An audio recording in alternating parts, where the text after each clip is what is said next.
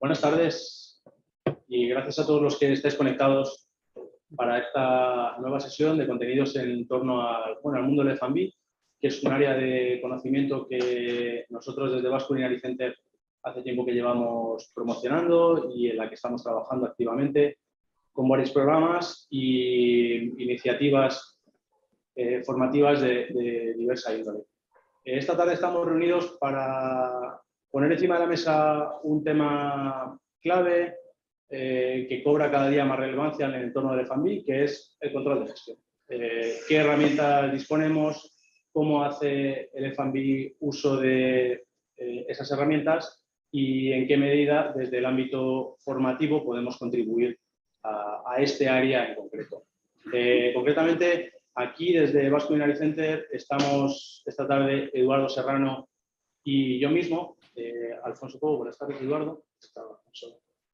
Somos los coordinadores de los programas de F&B aquí de la casa y además le hemos pedido a dos colaboradores también de la casa que nos acompañen para esta conversación que tenemos prevista esta tarde.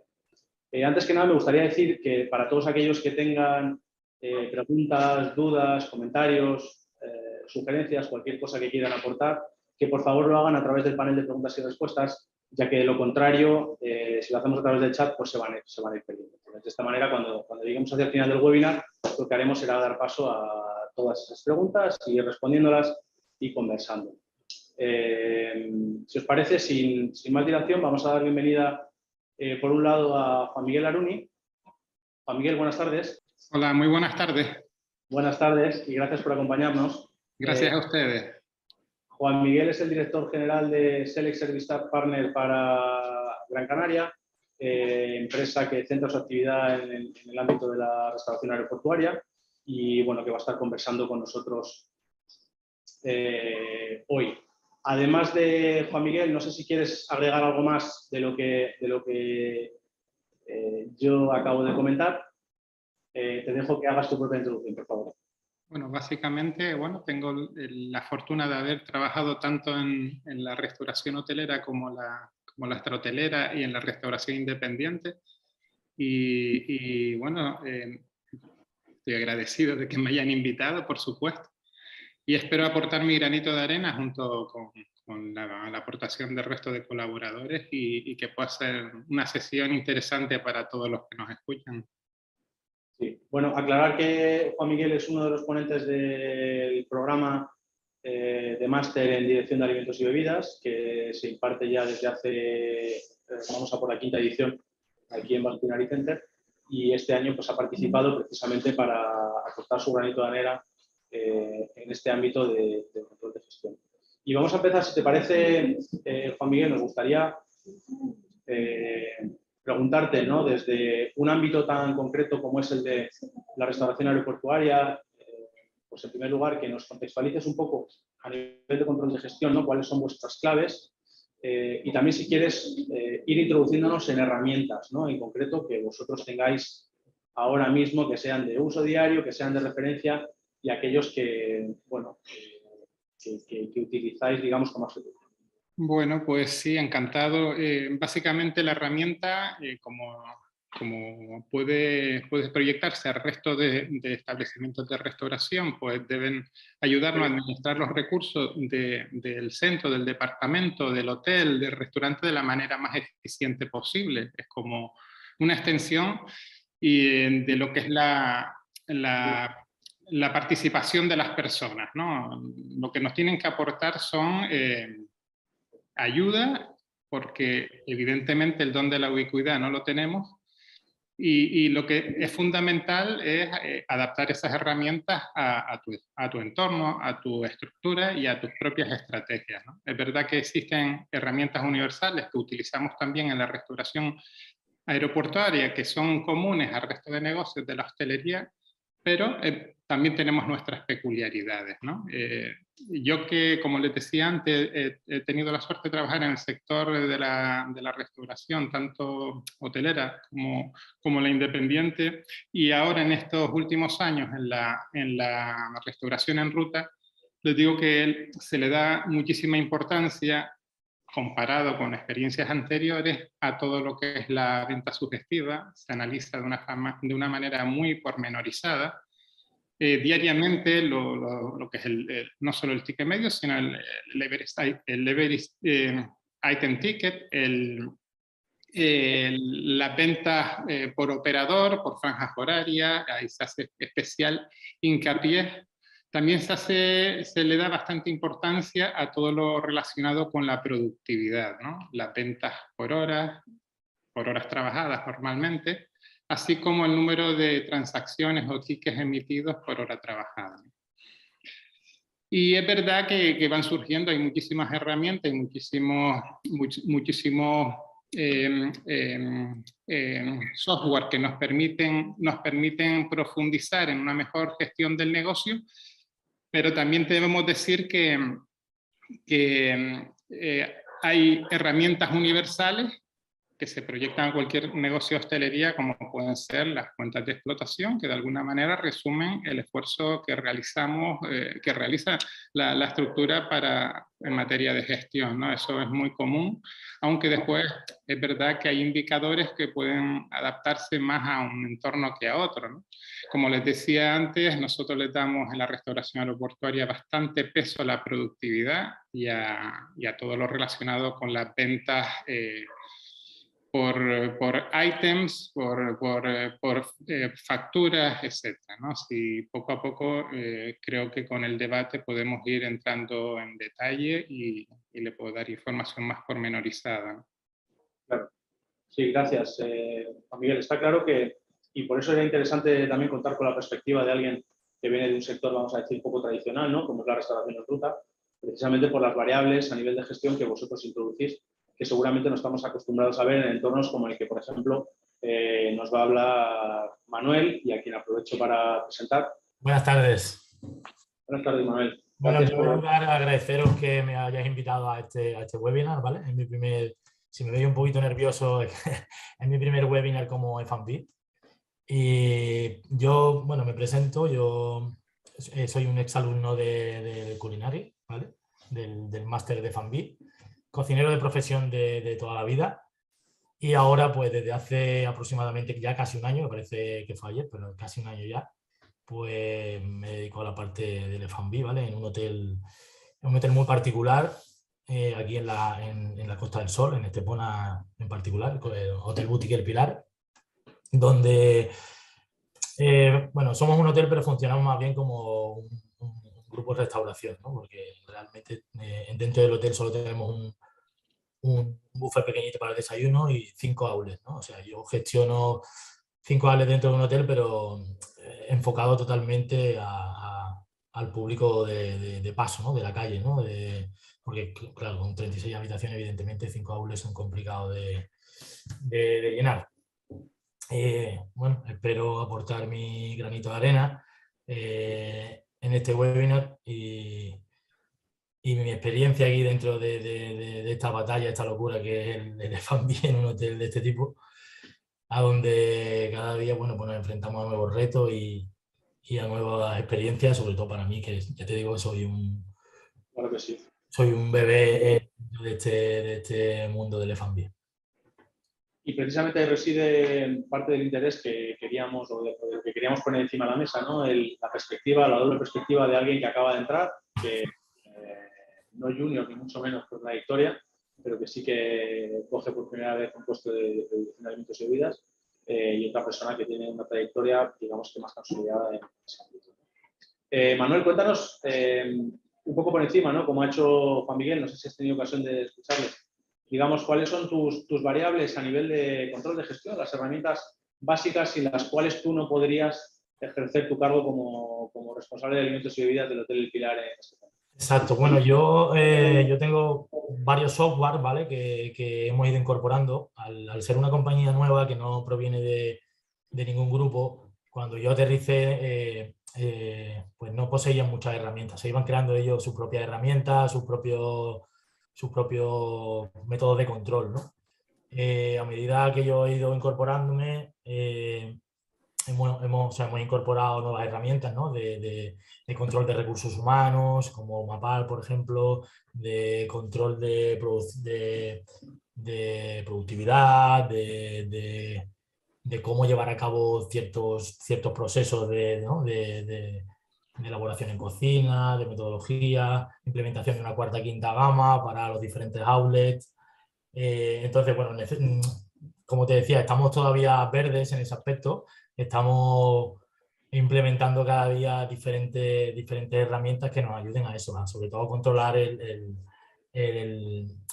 los ratios más importantes, ¿no? Las ventas, el personal, el gasto en personal, la productividad, el servicio que damos, la satisfacción del cliente, que creo que son los más importantes, ¿no? para que el grupo funcione, ¿no? como grupo de restauración. Muy bien. Juan Miguel, por continuar un poco con la conversación, si bien yo creo que coincidirás conmigo, yo creo, Eduardo, que en el ámbito de, por ejemplo, control de costes, en restauración sí que tradicionalmente han existido más herramientas, hay determinados indicadores que todos manejamos, que de una manera u otra hay ciertas verdades absolutas y que, no sé, todo el sector de la restauración utiliza. Yo creo que, por ejemplo, en productividad, que son los temas que han tocado tanto Juan Miguel como Manuel, tenemos mucho camino por recorrer. Y vosotros en restauración aeroportuaria ya lo estáis haciendo, ¿no? Entonces, ¿nos puedes contar un poquito de qué manera introducís esas variables de productividad con el personal, el tiempo, cómo cruzáis los datos para conseguir exprimir al máximo los recursos que tenéis? Bueno, pues debo decirle que en el caso de nuestra empresa, una multinacional, tiene medios, tiene estructura suficiente para evolucionar las distintas herramientas, ¿no? Con las que trabajamos en los distintos centros que gestiona la empresa a nivel internacional. Como bien saben, todas las herramientas tienen también sus limitaciones y es lo que en muchas ocasiones vemos un poco en la restauración de pie de calle, ¿no? Que tenemos software, pero que apenas le sacamos un 20, un 30% de utilidad, ¿no? A las prestaciones que tienen. Entonces, yo sí les comentaría que es verdad que cuando llegas a un nivel de control de productividad tan riguroso como lo llevamos, es después de testarlo durante mucho tiempo y llevarlo a la práctica después en distintos centros para lanzarlo a nivel internacional. ¿Eso qué implica? Obviamente implica tiempo y recursos. Y también hay que ser muy conscientes que estamos hablando de datos pasados siempre. Cada vez que nosotros miramos la productividad del día anterior, pues estamos hablando siempre de hechos pasados que nos dan cierta información para poder alterar, si fuese necesario, los días siguientes, ¿no? Y también, obviamente no te da las causas de ese incremento, o sea, reducción de la productividad, sino te da pistas, ¿no? Pues picos de trabajo que podemos tener por retrasos, vuelos, bonos de determinados clientes, pues eso te puede ayudar a interpretarlo, pero las cifras que te da en materia de productividad, como puede ser las ventas por horas trabajadas o el número de transacciones por horas trabajadas, pues te permite tomar decisiones a corto plazo, ¿no? El tema de la productividad lo miramos diariamente porque sabemos las horas que trabajamos, entre otras cosas porque todo el personal ficha, ¿no? Y las transacciones obviamente te la da cualquier sistema que esté normalizado y las ventas obviamente también. Trabajamos con ventas netas, obviamente, que prácticamente no utilizamos las brutas. Y solo trabajamos en este sentido con horas trabajadas, es decir, las horas de vacaciones, de permiso, las licencias por los motivos que sean, no las tenemos en cuenta, ¿no? Eso en relación al tema antes comentando de la productividad. Obviamente también nos preocupa pues todos los que son el coste primario, el coste de fabricación para nosotros tiene un peso importante y ciertamente más allá de lo que es el coste laboral diario, que puedes hacer una estimación si lo consideras oportuno, pero que nunca vas a tener una certeza absoluta, utilizamos ratios proyecciones y es una de las cosas que hemos aprendido con la pandemia, a crear una herramienta que era para nosotros básica cuando arrancamos este periodo tan complejo de reinventarnos, el establecer, creamos un simulador para obtener la rentabilidad teórica diaria de nuestra actividad, ¿no? Obviamente eso se hace con proyecciones, ¿no? Proyecciones de venta y algunos costes fijos. En nuestro caso, pues el gestor aeroportuario tiene unos costes estructurales que son fáciles de proyectar. Y los costes laborales, materia prima y los gastos generales, que también obviamente en los últimos meses han disparado y cada día tiene más peso en la estructura de costes de nuestra empresa, como la de la mayoría de establecimientos, entre otras cosas con los costes de la energía, el gas, la electricidad, etcétera, pues nos permiten a través de esas ratios pues establecer una rentabilidad teórica, ¿no? Me parece una de las herramientas que más nos están aportando hoy día. Evidentemente, como todo, y perdonen que me extienda, todas estas herramientas hay que evolucionarlas y hay que adoptar un espíritu crítico para retroalimentarlas y llevarlas y perfeccionarlas, ¿no? Muy bien, gracias, Juan Miguel. Manuel, cuéntanos tú, un poco en la misma línea, ¿no? ¿Cuáles son los, bueno, esos indicadores básicos, ¿no?, que guían vuestra gestión? Porque, bueno, yo creo que aquí está lo bonito, ¿no? El gestor, sea en el entorno en el que sea, y, bueno, seguramente hay indicadores que son muy válidos, son muy necesarios para Juan Miguel, pero que tú, pues, no estés manejando en el día a día.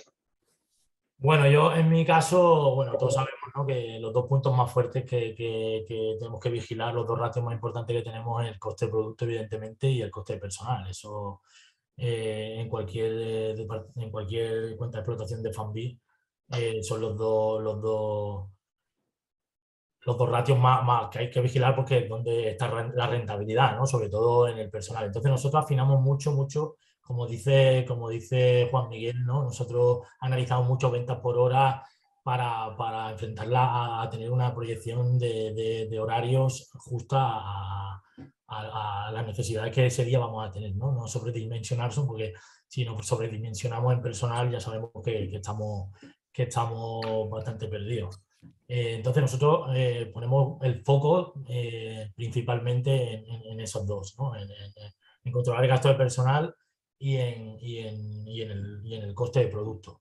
Luego hacemos miles de análisis para conseguir aumentar ventas, que es el propósito de todo el mundo, y fidelizar al cliente, que es el futuro, ¿no?, que es lo que nos puede hacer que triunfemos o sea, a largo plazo, ¿no?, que se mantenga ese éxito, ¿no? Pero principalmente yo gasto mi máxima energía en controlar mi plantilla, en saber o sea, dimensionarla a la perfección con el presupuesto. Nosotros tenemos un presupuesto general del año, pero luego yo me hago mi proyección semanalmente, ¿vale? Dependiendo del tiempo que haga, no sé, de si hay una fiesta en particular, de si tengo una boda o si tengo cualquier otro evento que me pueda hacer variar en mis ingresos, ¿no? Entonces yo miro mucho, presto muchísima atención, porque creo que es donde está la rentabilidad, en saber dimensionar mi plantilla. Y luego, claro, controlar el coste del producto es importantísimo también. Sí, sí. Quería, si os parece, es que me ha dicho Alfonso que él no quería hablar, que quería que hablara yo, y todavía no he hablado. Me voy a colar y voy a hablar yo. Vale, es broma. Pero yo creo que el concepto de control de gestión es mucho más amplio de lo que muchas veces vemos o entendemos, ¿no? Y para mí el control de gestión, que tiene una versión muy clásica o muy tradicional, que casa perfectamente con esto que estás diciendo, por ejemplo, Manu, luego tiene versiones mucho más modernas y más complejas, como las que ha introducido Juanmi, pero que pueden ir todavía mucho más allá. Hay un punto de partida para mí que es fundamental, que tiene que ver no con el dato pasado, sino con el posible dato futuro, que es el presupuesto de explotación. Es decir, esto es un tema que siempre sacamos a coalición, por ejemplo, en el máster, y hablamos de cómo muchas empresas se enfrentan al vacío, por así decirlo, sin un presupuesto de explotación que suponga un reto posible, evidentemente un elemento contra el que comparar los resultados, ¿no? Porque el resultado por sí solo pues oye, pues está bien, ¿no? Pero el resultado contra un presupuesto es lo que me pica o lo que me espolea a alcanzar evidentemente unos resultados mejores, ¿no? Entonces, este es un tema importante.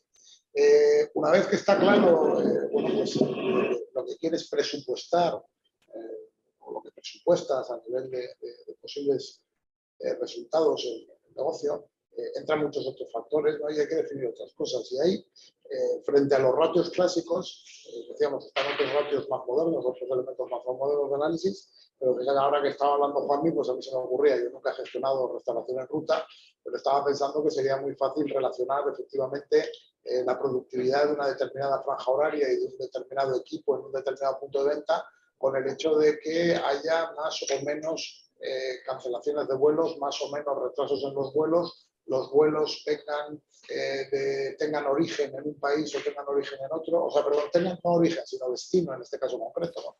Porque quien consume restauración aeroportuaria generalmente es el que está en tránsito hacia, ¿vale? Y bueno, y analizar cómo afectan, ¿no?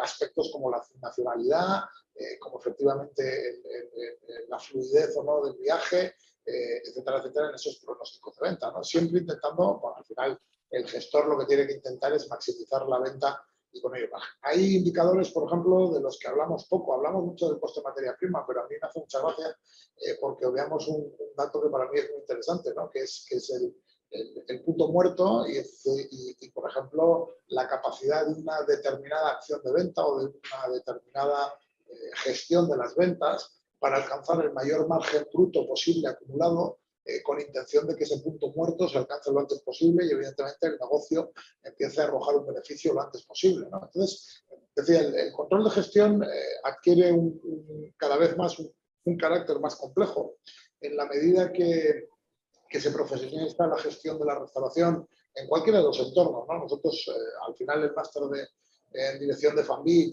tiene un componente, una naturaleza muy hotelera, pero introducimos muchos otros entornos, muchas otras industrias donde se gestiona la restauración, porque entendemos que la gestión de la restauración es un concepto transversal y que evidentemente los conocimientos que puedes adquirir para gestionar restauración hotelera te pueden servir para cualquier otro entorno. Juanmi es el ejemplo de un hotelero y restaurador independiente que termina en restauración aeroportuaria. Y decía, en la medida que se profesionaliza la gestión hotelera, en la medida que se profesionaliza la gestión de la restauración, en la medida que se profesionaliza la gestión de todo, en la medida que las explotaciones están cada vez más en manos de los fondos de inversión, las SOCIMIs, las ICAP, las Family Office, cualquiera de las empresas que están invirtiendo, el concepto de control de gestión se perfecciona, incluso se complica, ¿no? Y culmina, que tampoco hemos hablado de ello, en ese famoso cuadro de mando, que el cuadro de mando básico, por así decirlo, sería el que ha introducido Juan Miguel Arauni, que es la cuenta de explotación, la cuenta de pérdidas y ganancias, por así decirlo, es el que conocemos de toda la vida, por así decirlo, pero evidentemente los cuadros de mando empiezan a volverse cada vez más complejos, sobre todo si queremos analizar efectivamente esa efectividad a la hora de pronosticar las ventas, esa efectividad a la hora de producir, esa capacidad de vender más caro, vender con más margen, que al final es lo que tiene que buscar cada gestor, ¿no? Y por ejemplo, estaba pensando, Juanmi, que el cuadro de mando que en un momento dado podéis tener o podríais aspirar a tener en un entorno como el vuestro de la restauración aeroportuaria, pues es muy loco, es muy complejo, claro, si lo comparamos con el que en un momento dado puedes buscar en un entorno de restauración más tradicional. No sé qué puedes o qué podéis aportar en este sentido. Bueno, pues si me lo permite, sí, la cuenta de explotación para nosotros es, por así decirlo, el rey de reyes. Estamos pendientes el día entre el 4 y el 7 de cada mes para ver los resultados de explotación del negocio, ¿no? Porque aunque tengas herramientas que te van informando de esos posibles resultados teóricos, siempre te encuentras desviaciones, especialmente porque haces un inventario físico real a final de mes, que es lo que de alguna manera te condiciona gran parte del resultado, sobre todo en la operación relacionada con la restauración. Con la cuenta de explotación para nosotros, como decía antes, eso un poco resume lo que hemos hecho, si lo hemos hecho bien, mal y donde vemos oportunidades. Por supuesto lo vas a volcar con el presupuesto, por supuesto lo vas a volcar con el forecast o la revisión de ese presupuesto que hacemos con carácter trimestral Y seguidamente, pues ya volcamos los 8 o 10 indicadores más importantes, tanto a nivel cuantitativo como cualitativo, en el cuadro de mando, ¿no? Intentamos que ese cuadro de mando sea una lectura muy rápida de cómo estamos gestionando, ¿no? Y ahí sí introducimos algunos indicadores curiosos ya, aparte de los que ya les comentaba antes, pero el coste medio por hora trabajada para nosotros es fundamental. Repito, coste medio por hora trabajada. El Average Staff Cost Hour, para los que nos escuchan de algún país anglosajón, es un dato imprescindible para también conocer la evolución del negocio. Y por introducir una pequeña novedad, les puedo garantizar que para nosotros este último ejercicio, nuestro ejercicio económico no coincide con el natural, pues somos una empresa británica, empieza el 1 de octubre.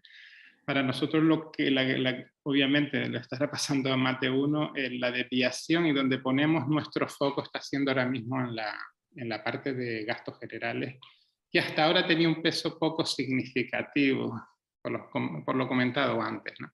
Tenemos una línea muy normalizada en cuanto a los costes laborales y de materia prima, cosa contraria a lo que sucede en muchas ocasiones en la restauración a pie de calle.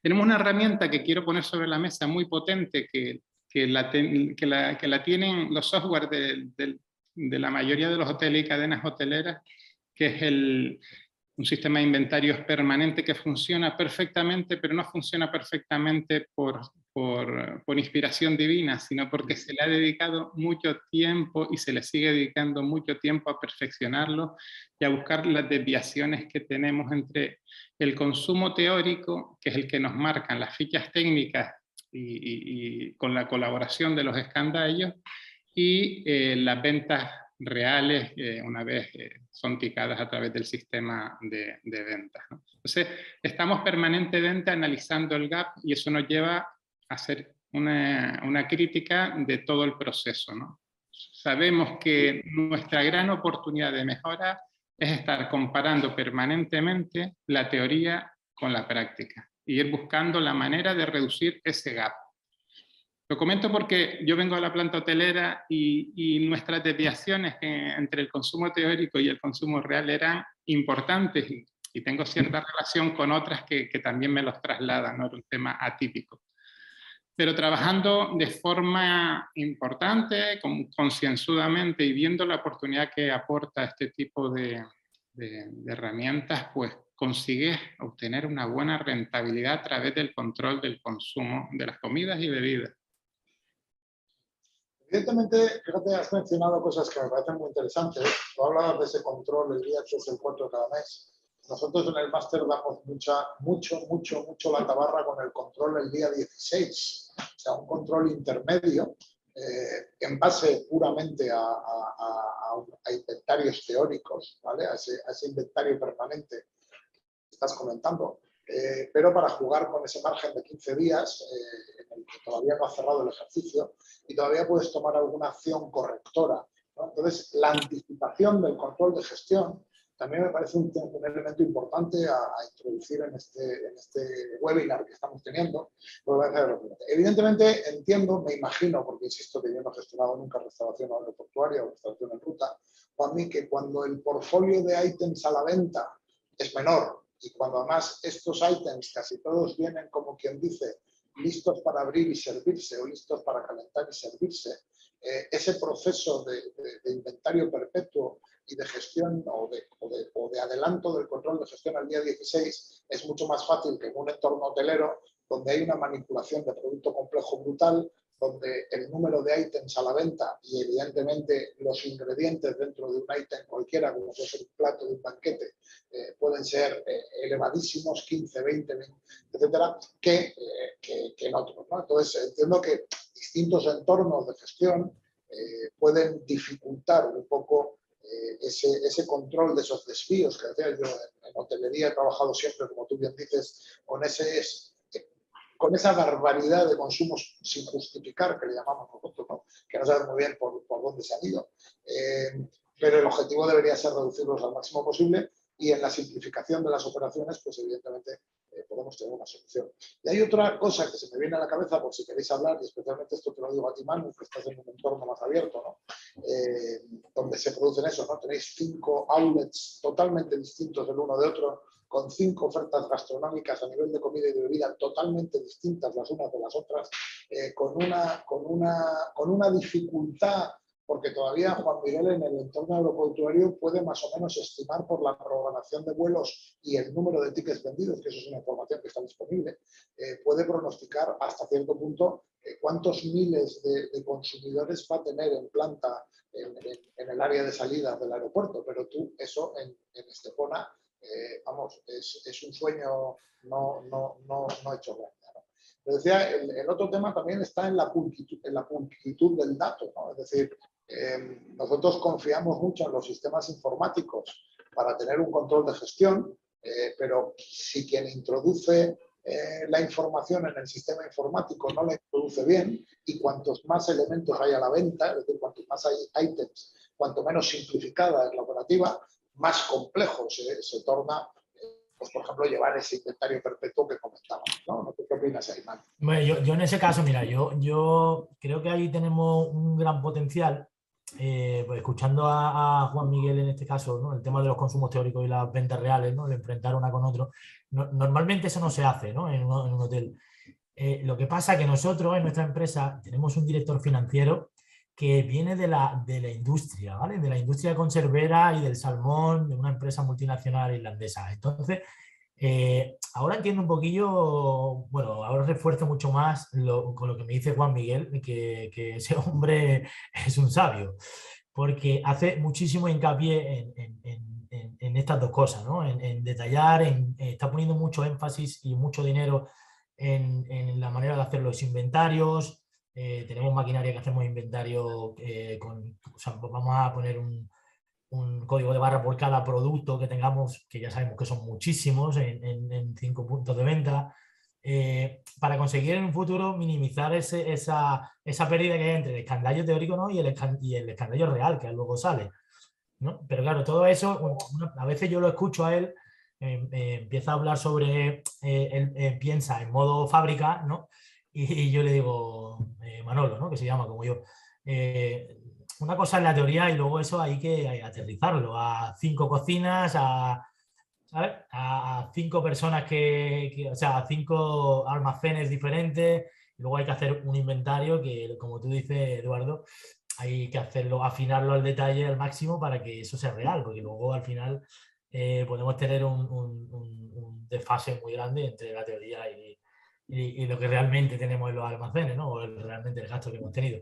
Pero creo que en ese sentido tenemos un buen futuro porque tenemos claro a dónde queremos ir. Es evidente que eso está un poquillo lejos, tiene mucho trabajo de campo. Precisamente hoy hemos hecho el inventario y se han empleado 6 personas para hacer el inventario. 6 personas, 8 horas, pues en un coste que, que yo se lo digo y bueno, la mitad del coste me lo vas a pagar tú de tu departamento, ¿no? Porque es un jefe de cocina, un segundo de cocina, una persona de un control de administración, o sea, un control de producción que tenemos en el hotel, que no es una cosa normal que haya en un hotel, un control de producción, eso viene más de la industria ¿no? de la industria alimentaria, pero este hombre inteligentemente quiere minimizar esa diferencia, ¿no? Entre lo que entre el consumo teórico y realmente la venta, ¿no? Y el consumo real, ¿no? Que no se pierda, porque ahí es donde, en ese tránsito es donde se pierde realmente una gran parte de la rentabilidad, ¿no? Y a veces me peleo con él mucho en ese sentido, ¿no? Porque yo lo miro desde la parte más operativa, porque vengo de la cocina, y a veces digo, es que eso es muy difícil luego encajarlo en el día a día de un cocinero, ¿no? Es como implementar, ¿no? la cocina de producción que queremos implementar de cuarta y quinta gama, ¿no? Donde eso nos agilizará mucho luego hacer un inventario, porque tendremos todo, o sea, podremos hacer incluso un inventario diario, ¿no? Si todos los productos están con un código de barra y a la vez que lo elaboramos y lo pesamos y lo metemos en sistema, cuando lo sacamos del sistema, cuando lo cocinemos, cuando salga de la venta, se haga una especie de inventario casi a diario. Pero luego eso con la realidad a veces choca porque se pierden cosas, el día a día no te hace que eso sea como una fábrica, como yo digo, ¿no? Esto es más complicado y con 5 restaurantes y 5 puntos de venta se hace difícil. Pero bueno, si le pones mucho tiempo y también dinero, porque eso es dinero, luego creo que podemos recoger unos frutos bastante interesantes en ese sentido, porque como dice Juan Miguel, cuando una empresa grande lo hace como la de Juan Miguel y le pone el ojo tanto al eso es porque ahí es donde realmente están los puntos que podemos estar en el GP más abajo o más arriba, ¿no? En ese sentido, tengo mucho trabajo, pero creo que vamos por el buen camino. En el caso de Juan Miguel especialmente, y haciendo un símil con aquella famosa historia de la aceituna en los aviones, ¿no? Con el volumen de ventas que ellos manejan, una pequeña desviación multiplicada por la enorme rotación que experimentan todos los días en un aeropuerto, pues se convierte en miles de euros de pérdidas. Y evidentemente, pues eso hay que gestionarlo. Bueno, si me lo permiten, yo creo, de verdad que creo con una fe total en este tipo de cosas, ¿no? ¿Por qué?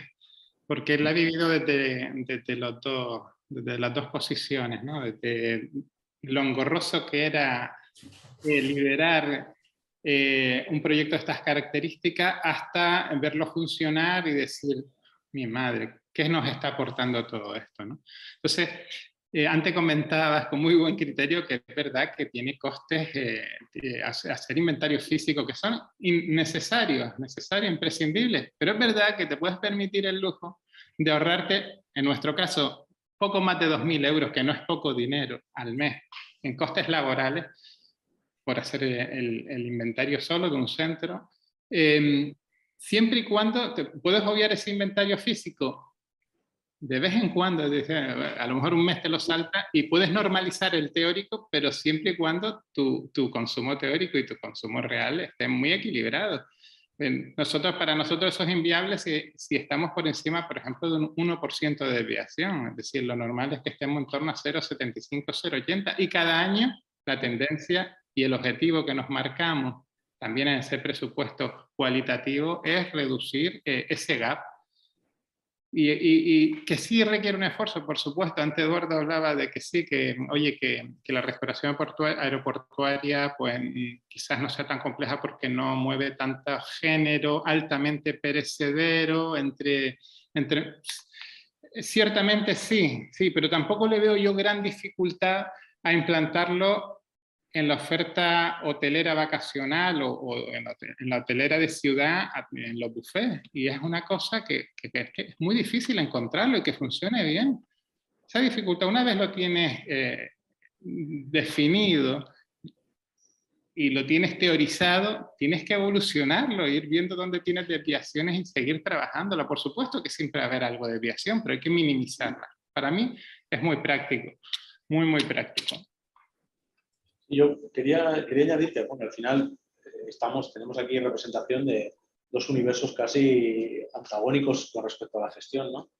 Y yo creo que nosotros en la restauración en general adolecemos de un historial de muy mala gestión a nivel de nuestros recursos que tienen su origen ni más ni menos que en unos márgenes que hasta hace no mucho tiempo eran bastante holgados.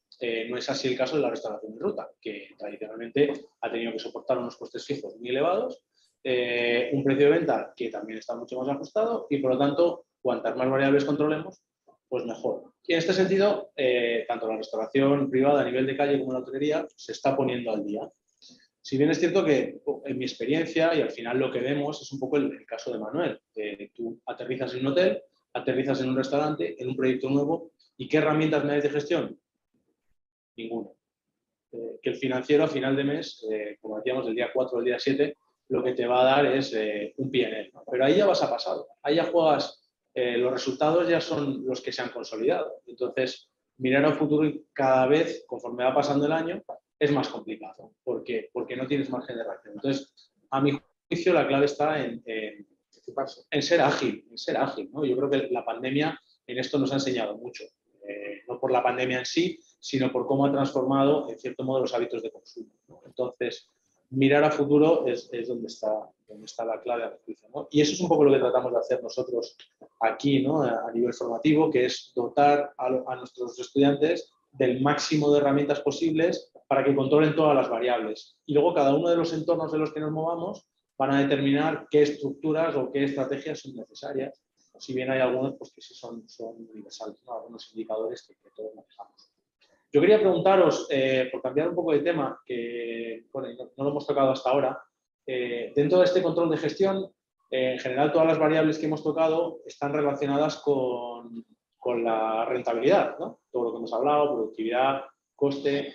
Pero ¿qué papel juega en vuestro día a día la satisfacción del cliente? ¿Cómo, qué tipo de... Juan Miguel que se ríe. ¿Qué tipo de herramientas de control de gestión tenemos implantadas o a vuestro juicio son necesarias en la restauración para manejar estas variables?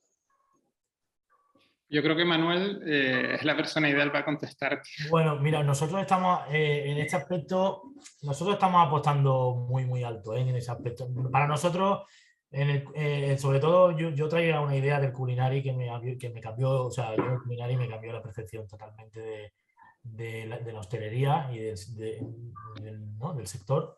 Y para nosotros la experiencia cliente tiene que formar parte, o sea, es lo primero. Si no cuidamos al cliente, el cliente no se va con una experiencia, tenemos los días contados aquí en este negocio. Y eso me lo dio el Culinary.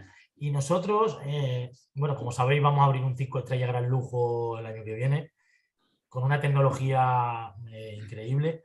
Y vamos a apostar por software de inteligencia artificial y no sé si conocéis Eagle Edge, que o sea, nos permitirá que a ver cómo me explico que me entendáis.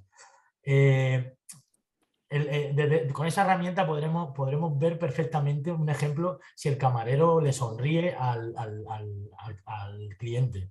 Bueno, pues eso puede parecer una cosa muy exagerada ya, muy de decir, estamos ya yendo demasiado lejos, pero bueno, es una prueba de que con las nuevas tecnologías podemos avanzar muchísimo, que el cliente no espere, de que el cliente tenga su mejor servicio, de que el cliente sea lo primero y nuestro negocio evidentemente gira ahí totalmente alrededor de la experiencia cliente. Y en un 5 estrellas gran lujo como vamos a abrir, se acentúa todavía más, ¿no? Porque el cliente va buscando todavía más la individualización de la oferta, del servicio y la excelencia, ¿no?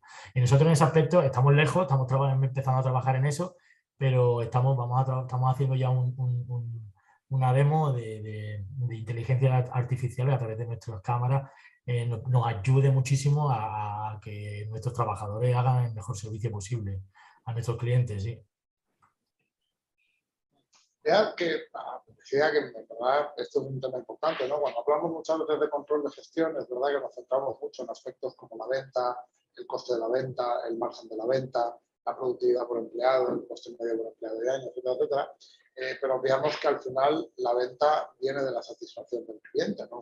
Un indicador evidentemente importante en ese. El control de gestión básico de un negocio de restauración, yo siempre digo que es muy sencillo, hay que visualizarlo como una palanca de cambio de 5 marchas en un coche, ¿no? Está por un lado tu capacidad de rotar clientes, es decir, de conseguir más clientes. Está por otro lado tu capacidad de aumentar el ticket medio, el consumo medio, rotación por ticket medio te da cifra de venta o volumen de venta. Y en el día a día lo que te queda para gestionar son 3 bloques de costes principales, que se llaman los prime costs en general en nuestro ámbito, que es el coste de materias primas, el coste personal y el coste de suministro, ¿no? Hay evidentemente otros costes importantes, como podría ser el del alquiler, que no lo tenemos en el ámbito normalmente de los hoteles, porque generalmente la restauración hotelera no le paga un alquiler al hotel en el que está, salvo que sea externa, pero sí existe en el ámbito aeroportuario, por ejemplo, como tiene Juan Miguel, ¿vale? Pero digo, ese difícilmente lo puedes gestionar en el día a día, salvo que tenga un componente variable, porque una vez que firmas el contrato de alquiler, pues oye, por la duración de años que tenga ese contrato de alquiler, ese es el que es y lo vas a pagar sí o sí, vendas o no vendas, ¿no?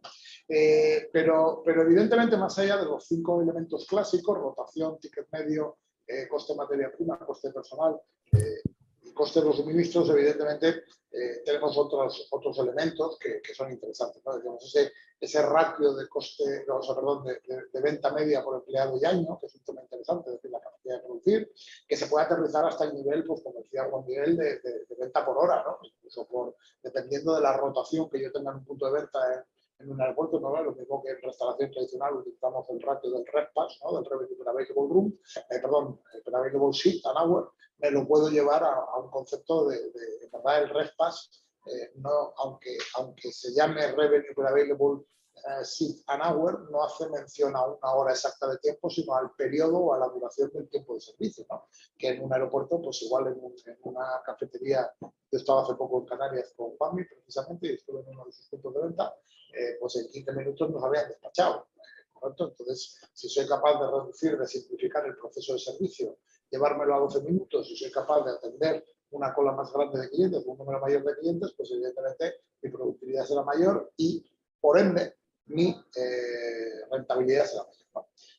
Pero decía, entonces el concepto de control de gestión se complica más allá de los elementos clásicos o básicos, y dependiendo del entorno en el que trabaje, pues evidentemente puedo buscar otros elementos, y para mí claramente en la restauración de calle el elemento de la satisfacción del cliente, medida a través de los portales reputacionales o incluso con el apoyo de herramientas de revisión de la reputación online, no es solo y exclusivamente los dos que más conocemos todos, como puede ser TripAdvisor o Google Business, ¿no? Sino más allá, ¿no? Hay herramientas ahora que hacen un análisis extensísimo de datos para darte una información clara sobre cómo evoluciona la satisfacción de tus clientes, pues evidentemente es un elemento también importante porque redunda o afecta a nuestra capacidad de... Evidentemente, en entornos donde la clientela es cautiva, como puede ser un aeropuerto, donde, como digo yo, pues oye, ya estás ahí, estás dentro, no consumes por capricho, algo consumes por capricho, pero en general consumes por necesidad y mueres, perdonadme la expresión, al palo de lo que hay. Los puntos de venta son los que son, los productos que se venden son los que son, los tomas o los dejas, entre comillas. Pues quizá esa satisfacción del cliente, sin dejar de ser importante, puede ser menos importante desde un punto de vista de control de gestión que en una restauración de calle, pero en una restauración de calle evidentemente es un elemento de análisis fundamental a día de hoy, ¿no? Especialmente en entornos tan competitivos como se están dando ahora mismo a pie de calle, ¿no? Bueno, yo quisiera apuntar que para insistir no solo en lo que es la restauración aeroportuaria, sino también la restauración de marca, porque es perfectamente proyectable, que aquí entran en juego dos elementos determinantes. Uno, que prácticamente está todo procesado. La restauración aeroportuaria, como ustedes conocen, pues ya es una restauración de marca. Te encuentras multinacionales donde las posibilidades de ir al libre albedrío son mínimas. Cuando tienes todo procesado y contrastado, evidentemente puedes tener alguna crítica, alguna queja, obviamente, y las tenemos, pero no son muy habituales. Más allá de que la relación calidad-precio pueda estar descompensada, pero porque hay un desconocimiento de un poco la estructura de coste que tienen este tipo de empresas, ¿no? Y el otro factor determinante, pues evidentemente es las personas, nuestro cliente interno. Y ahí sí es fundamental pues trabajar mucho todo lo relacionado con los test psicotécnicos y el clima laboral. Si hay algo muy monótono es la actividad de un operario al frente de tanto la parte de producción como de atención al cliente de una franquicia, ¿no? El trabajo es muy rutinario y más en una zona aeroportuaria donde puedes tener durante 2 horas un cliente tras otro. Y bueno, tienes que sacar lo mejor de uno para poder ser hospitalario, dar una buena atención y al tiempo intentar venderle un producto más de lo que el cliente esperaba llevarse. Entonces, es muy rutinario, es muy monótono y es plausible la labor que hacen muchos operarios en los aeropuertos, ¿no? O en las estaciones de tren, de ferrocarril, estaciones marítimas o lo que sea. Incluso, fíjate, en un entorno como el aeroportuario, en el que efectivamente hay muchas más variables que se controlan y a priori podría parecer que la satisfacción del cliente no es la primera o la más primaria, ¿no? Hace mucho tiempo que también van avanzados en ese sistema. Yo, la primera llamada que he recibido para controlar una encuesta de satisfacción en la que yo había tenido problema de servicio, la recibí de un establecimiento aeroportuario, precisamente. Hace muchos años. No voy a estar ahora en el día, que hace cualquier problema. Hay otro tercer factor, disculpen, que no les comenté, que aparte de procesar el factor humano, que es el hecho de que trabajar con marcas de restauración potentes, multinacionales o de otro ámbito, requiere estar constantemente recibiendo auditorías tanto de clientes misteriosos como de clientes, de auditores que te informan del día y la hora en que van a estar presentes, ¿no? Y son auditorías bastante rigurosas, ¿no? Esos tres factores ayudan a paliar muchas de los problemas que te puedes encontrar de satisfacción del cliente. Te digo, está el producto muy normalizado y es verdad que en general de excepciones hay incluso errores humanos que no tienen nada que ver con el producto, como hace unos días nos escribió un cliente, oye, que cuando llegué al avión la Whopper no era una Whopper, sino era una... me han decepcionado tremendamente, ya me veía yo hincándole el diente a esa Whopper en el avión y al final me tuve que comer otro tipo de... Pues por supuesto, hay errores humanos, ¿no? Y errores a la hora de facturar y cualquier incidencia de esa existe, ¿no? Incluso errores a la hora de, por ejemplo, que antes comentaba Eduardo, también hay buffets en los aeropuertos y también hay restaurantes a la carta en los aeropuertos, es decir, que hay de todo, ¿no? Correcto. Muy bien, pues vamos a ir, por no extendernos mucho más, vamos a ir dando paso a preguntas y respuestas y en concreto tenemos una que va dirigida a Manuel, que le hace una pregunta muy directa, ¿no? Que dice, con el fin de no sobredimensionar la plantilla en un hotel, ¿qué ratios aproximados utilizarías y cómo consideras que esto puede afectar a la experiencia del cliente? Buenísima pregunta, porque ese es el dilema, ¿no?, que tenemos cada día, a ver hasta dónde llegamos para no en el filo de la navaja para no perder dinero, pero tampoco perder calidad de servicio, ¿no? Eso es el calentamiento de cabeza que tengo yo cada día cuando me planteo cuántas horas le doy al metre para cuántos camareros le digo que puede tener, ¿no? Bueno, cada compañía establece un ratio, ¿vale? Según a ver, no es lo mismo 5 restaurantes a la carta que un buffet y un buffet de desayuno, evidentemente los ratios cambian. En nuestro caso, siendo este el primer año y teniendo 5 puntos de venta independientes a la calle, tenemos estipulado un ratio del 50%, que creo que es bastante elevado. Pero estamos trabajando para poder conseguir bajar ese ratio y estipularlo en un 45% aproximadamente, ¿no? Pero como digo, eso depende mucho de la venta. A mí a veces, es que depende mucho de la venta, a veces una diferencia de 10.000 euros en la venta me puede hacer que el ratio fluctúe muchísimo cuando tenemos ventas bajas. Cuando la venta es alta, cuando estamos en temporada alta, es fácil mantener el ratio. Lo difícil es mantener el ratio cuando no hay venta, cuando viene el invierno. Ahí es lo complicado. Ahí es cuando tienes que pensar a ver hasta dónde puedo tener, porque a veces te tienes que pensar incluso en cerrar puntos de venta, que es lo que a veces hacemos, ¿no? Por no dar un mal servicio y no perder dinero, pues cerramos el punto de venta de lunes a viernes o cerramos el punto de venta durante toda la temporada baja. Porque lo complicado es eso, lo complicado es gestionar miserias. Cuando uno gana dinero es muy sencillo porque es fácil tener el ratio controlado cuando tienes mucha venta. Lo difícil es cuando estás ahí en el intermedio entre que doy un buen servicio o pierdo dinero. Entonces ahí es lo difícil de gestionar. Y en Juan Miguel, ese sentido tienes que afinar muy bien porque evidentemente, como hemos dicho, nuestra prioridad es el servicio, dar un servicio de calidad, que el cliente se vaya satisfecho. Pero hay momentos del año, por ejemplo, en la Costa del Sol, y este último año atrás, ¿no?, que el COVID no se había terminado de ir, la guerra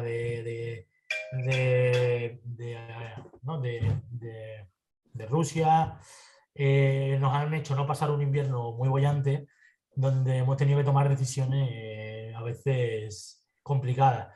Pero como bien has dicho, Alfonso, nosotros tomamos decisiones cada semana, porque el mercado está tan cambiante que tenemos que ir tomando decisiones cada semana. De hecho, esta mañana hemos reunido el comité de dirección porque tenemos un restaurante que no nos funciona lo bien que quisiéramos y nos hemos planteado si cerrar algunos días, porque es un restaurante más de invierno, no abrir, porque estamos viendo que las ventas hacen que el ratio suba y a lo mejor como te digo, se lleve la rentabilidad de otro punto de venta que sí que está funcionando bien. Entonces, en ese sentido, tienes que tener la cabeza, pensar con mente fría y, decir, y no tener sensibilidades, porque ya te digo, cuando no hay venta es cuando es complicado. Cuando llega el verano, la temporada alta, y es muy fácil, es mucho más fácil de gestionar y de bajar el ratio, porque llega un momento que, no sé, yo tengo cocinas que máximo caben 3. ¿Vale? Uno en el pase, porque son cocinas muy pequeñas, están muy bien organizadas y máximo me pueden caber 3. Entonces, esos 3 me pueden vender poco, o sea, hay un rango muy grande entre vender 20.000 euros en una semana con 3 personas y esos mismos 3 personas me pueden vender 30.000. Entonces, ahí el ratio cambia muchísimo, porque no puedo poner más. O sea, no puedo poner 5 cocineros porque no me van a caber. Entonces, cuando vendemos mucho, es muy fácil controlar ese ratio. Lo difícil es cuando no hay venta. Cuando no hay venta es cuando está complicado. Porque ya te planteas, estás en la navaja, en el filo de la navaja, ¿no? Entre dar un buen servicio o perder dinero. Muy bien. Oye, y por cerrar con la última pregunta que nos queda, tampoco nos queremos extender mucho más. Mohamed hace una reflexión que me parece interesante y Juan Miguel ya lo ha tocado de alguna manera. Dice que, por un lado, la satisfacción del cliente es la base del éxito para cualquier negocio y en la hostelería más todavía. Pero, por otro, el bienestar del profesional que está en primera línea debe ser más importante todavía, ya que de él depende que el cliente vuelva o no. ¿Y qué pensáis vosotros? Bueno, decía Juan Miguel porque le ha tocado antes, pero si os parece que empiece Juan Miguel, terminamos con Manuel y con esto damos el cierre a esta sesión. Evidentemente no puedo decir lo contrario. Tener clientes internos satisfechos es una garantía de éxito, ¿no? De ahí la necesidad de añadir, no sé si pronto tendremos la posibilidad de implantar alguna herramienta en tiempo real, como la que va a implantar Manuel en el hotel con el que van a abrir, que para mí es una cosa muy interesante, es decir, controlar los gestos del empleado a través de cámaras que van robotizadas, que puedan darnos una información sobre el estado de ánimo del operario, incluso medir las ventas que ese operario genera, o incluso la satisfacción si hubiese alguna incidencia con un cliente. Eso me parece fundamental. Pues todas las políticas de recursos humanos integradoras y destinadas a que los empleados estén motivados e implicados en su labor son fundamentales, imprescindibles. Estoy de acuerdo totalmente con Juan Miguel. Todos sabemos, por todos sabidos, que tenemos un problemilla grande en el sector, ¿no? En cuanto a recursos humanos. Hay una frase, ¿no? No sé si es de Eduardo, pero Eduardo me la enseñó, ¿no? Capital simpatía, ¿no? Nosotros trabajamos mucho en que nuestro cliente interno, que es nuestro empleado, ¿no? Que también es un cliente, esté contento, pero a veces es una tarea muy complicada por la exigencia de la profesión, ¿no? Pero bueno, nosotros ponemos todo el empeño y todo el dinero, porque también eso es una inversión en que nuestro empleado esté satisfecho, porque sabemos de sobra que eso se traduce luego en el servicio, en la calidad del servicio. Eso es inviable, pero es complicado. Es una tarea ardua del día a día y no siempre están contentos por mucho que la empresa haga por ello. Es complicado. Pero bueno, seguimos trabajando porque sabemos que eso es básico. Y si me lo permiten un segundo nada más, hemos hablado sobre herramientas de gestión y las herramientas de gestión también son muy importantes, para comunicar y motivar al personal, es decir, para involucrarlo. Entre más información tienen sobre cómo operan, más motivación les genera, ¿no?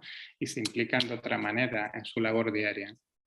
Totalmente. Nosotros lo hacemos partícipes de procesos, de nuevas creaciones de cartas, de nuevas creaciones de ofertas, para que ellos se sientan como parte del proyecto también. Y eso a ellos les ayuda mucho a... Este cóctel lo he hecho yo, es receta mía. Entonces se involucran, se sienten importantes y eso tenemos que tenerlo claro.